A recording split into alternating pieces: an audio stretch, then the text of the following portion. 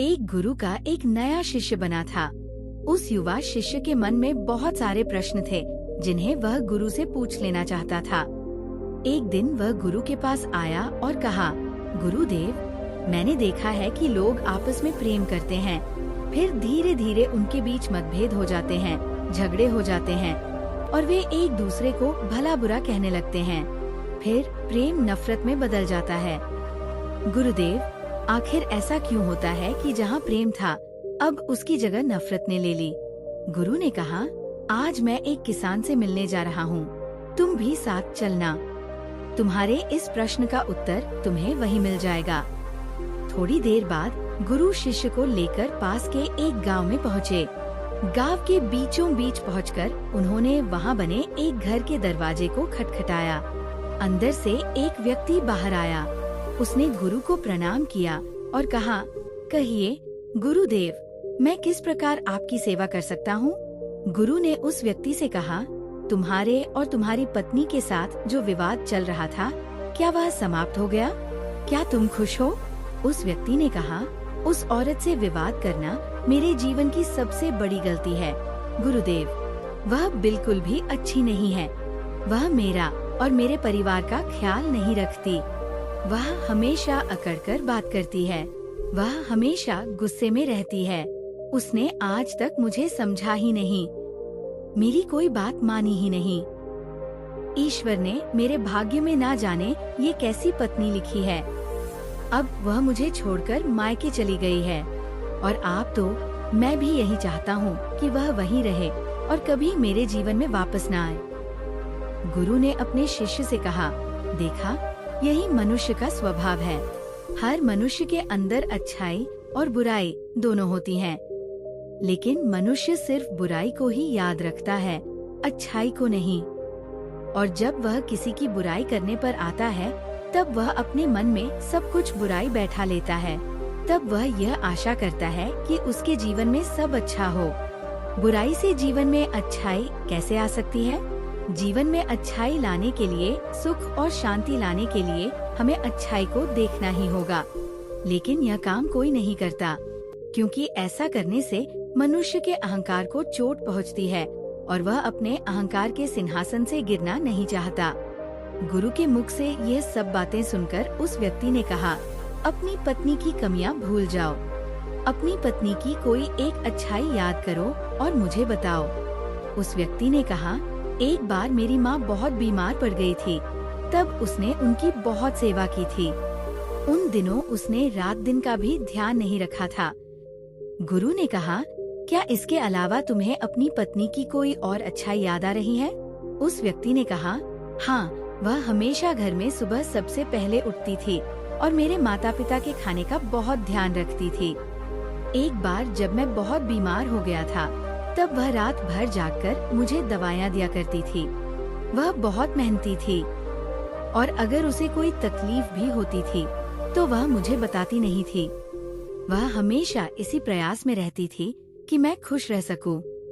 यह सब बोलते बोलते उस व्यक्ति की आंखों से आंसू आ गए और उसने कहा, गुरुदेव, मुझे यह क्या हो गया है? माना कि मेरी पत्नी में बहुत सी कमियां हैं, लेकिन वह बुरी नहीं है। पता नहीं क्यों मैं आज से पहले उसकी अच्छाइयों को देख नहीं पाया। गुरु ने मुस्कुराते हुए कहा, जब हम किसी में बुराई देखते हैं तो बुराई बुराई को खींचती है और वे सब कुछ बुरा दिखाती है, लेकिन जब हम किसी की अच्छाई देखते हैं तो अच्छाई अच्छाई को खींचती है और हमारे साथ सब कुछ अच्छा होने लगता है। उस व्यक्ति को बात समझ आ गई। उसने गुरु से आज्ञा ली और अपनी पत्नी को लेने चला गया। गुरु ने शिष्य से कहा, क्या तुम समझे कि रिश्ते क्यों टूट जाते हैं? प्रेम नफरत में क्यों बदल जाता है? जब मन में नफरत हो तो उसमें प्रेम नहीं रह सकता, और जहाँ प्रेम हो वहाँ नफरत नहीं रह सकती। हम अपने मन में प्रेम रखना चाहते हैं, ये नफरत हम पर ही निर्भर करती है। शिष्य ने कहा, गुरुदेव, मैं आपकी बात बहुत अच्छे से समझ गया हूँ। मेरा एक और प्रश्न है, क्या आप मेरे इस प्रश्न का भी उत्तर देंगे? गुरु ने कहा, अवश्य, तुम बेझिझक अपना प्रश्न पूछ सकते हो। शिष्य ने कहा, गुरुदेव, इस दुनिया में सबसे मुश्किल कार्य क्या है? सिस गुफा के अंदर प्रवेश कर गया। उसने बड़ी आसानी से अपना समय व्यतीत किया। फिर उसे अजीब सा महसूस होने लगा। उसका मन बार बार बाहर की ओर भाग रहा था। उसे घुटन हो रही थी। वह इधर उधर टहलने लगा। वह गुफा से बाहर आ गया और गुरु के पास पहुंचा। सिस को देखते ही गुरु मुस्कुराए और बोले, मैं तुम्हारा ही इंतजार कर रहा था। तुम तो 3 दिन में ही बाहर आ गए। सिस ने कहा, पता नहीं गुरुदेव, मैं अंदर से बहुत अधिक बेचैन हो रहा था। बस बार बार बाहर जाने का मन कर रहा था। सिस ने कहा, गुरुदेव, आप बिल्कुल ठीक कह रहे थे कि एकांतवास करना दुनिया का एक बहुत मुश्किल कार्य है। गुरु ने कहा, तुमने ये नहीं पूछा कि इस दुनिया का सबसे आसान कार्य क्या है। सिस ने कहा, गुरुदेव, मेरे मन में यह प्रश्न भी था, लेकिन मैं पूछ नहीं पाया। गुरु ने कहा, अगर इस दुनिया का सबसे मुश्किल कार्य एकांतवास है, तो इस दुनिया का सबसे आसान कार्य भी एकांतवास ही है। सिस ने कहा, आप ये कैसी विरोधाभासी बातें कर रहे हैं गुरुदेव? मैं कुछ समझ नहीं पा रहा। गुरु ने कहा, एकांतवास हमारा स्वभाव है, बस हम अपने स्वभाव से दूर हो गए हैं और मन के बनाए इस जाल में फंसकर हम हमेशा किसी दूसरे को ही ढूंढते रहते हैं और अपने एकांत को खो बैठते हैं। गुरु ने कहा, जब तक एकांत तुम्हारे अंदर से उत्पन्न नहीं होगा, तब तक चाहे तुम किसी गुफा में बंद करके ही क्यों न रखे जाओ, तुम एकांत में नहीं रहोगी। वहाँ भी तुम अपने आसपास भीड़ इकट्ठा कर लोगी और वह भीड़ तुम्हारे मन के भीतर होगी। इसके बाद गुरु सिस को एक नदी के पास ले गए और कहा, इस नदी पर बांध बनाना हो तो तुम्हें कितना समय लगेगा? क्या तुम उसे आज ही बांध सकते हो? सिस ने कहा, नहीं गुरुदेव, भला एक दिन में यह कैसे संभव होगा? इसमें तो बहुत समय लगेगा। पहले योजना बनानी होगी, फिर धीरे धीरे बांध की तैयारी होगी। आने वाली हर समस्या को देखा जाएगा और उससे निपटा जाएगा और धीरे धीरे समय के साथ बांध बनकर तैयार होगा। गुरु ने कहा, ठीक कहा तुमने। और बिल्कुल इसी तरह मन की नदी पर धीरे धीरे बांध बांधा जाता है। 1, 2, 3 या 4 दिन में नहीं, धीरे धीरे समय लगाकर ये किया जाता है। सिस ने कहा, गुरुदेव, आप जो मुझे समझाना चाह रहे हैं वह मैं अच्छे से समझ गया हूँ। मैं भी धीरे धीरे अपनी मन की नदी पर बांध बांधने की तैयारी करूँगा। उस दिन से सिस ने अपनी साधना पर ध्यान देना शुरू कर दिया। वह धीरे धीरे मन के विरुद्ध खड़ा होने लगा। उसने छोटे छोटे संकल्प लेने शुरू किए। उसने बहुत सारे संकल्पों को पूरा किया और बहुत सारे संकल्प अधूरे रह गए जो बीच में ही टूट गए थे। लेकिन हर बार वह और अधिक मजबूत होता चला गया। हर संकल्प पूरा होने के साथ उसका खुद पर नियंत्रण बढ़ता चला गया। उसके छोटे छोटे संकल्प बढ़ते बढ़ते बड़े संकल्पों में बदलने लगे।